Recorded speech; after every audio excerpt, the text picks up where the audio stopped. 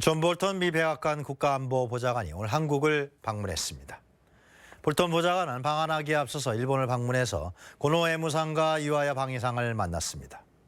존 볼턴 보좌관은 한일 관계의 급격한 악화에 우려를 표명한 것으로 알려져 있습니다.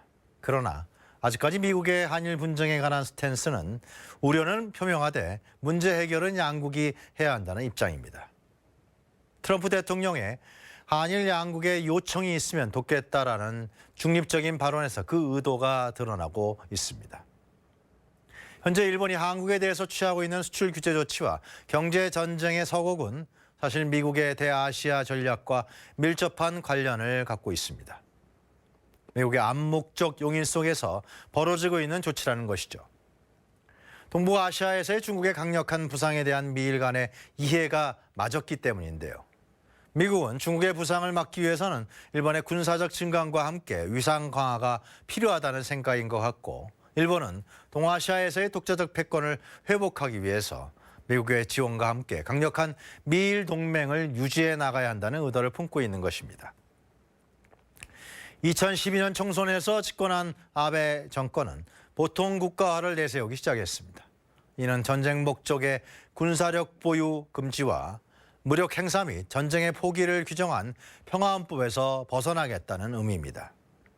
이는 2015년부터 적극적 평화주의라는 외교적 레토릭으로 바뀌기 시작하는데요. 결국 중국의 억지력을 방지하는 군사적 강화 정책으로 추진되고 있습니다. 이 점에서 미국의 대아시아 전략과 이해관계가 일치하게 되는 것입니다.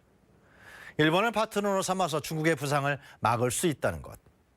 미국 국방 예산의 절감이라는 현실적인 이해관계와도 일치하게 되는 것이죠. 그러나 미국이 분명히 알아야 될 사실은 미일 동맹 강화 틀 내에서 아베 정권이 결국 도달하려고 하는 것은 아시아 지역에서 미국과 보다 동등한 관계를 갖겠다는 것입니다. 아베는 미국의 대아시아 전략에 편승해서 미일 동맹을 한시적으로 이용하려는 것이죠. 이 숨은 의도를 미국은 알고 있을 텐데요. 그러나 미국은 중국과의 지역 경쟁에 동참할 파트너가 필요하다는 단기적인 이해에 빠져서 일본의 패권적 야욕을 제어하지 못하고 결국은 일본을 중심으로 하는 먹이사슬 구조에 빠져버릴 수가 있는 것입니다. 일본이 동아시아에서 패권 국가로 올라서게 되면 그 다음 타겟은 바로 미국이라는 것입니다.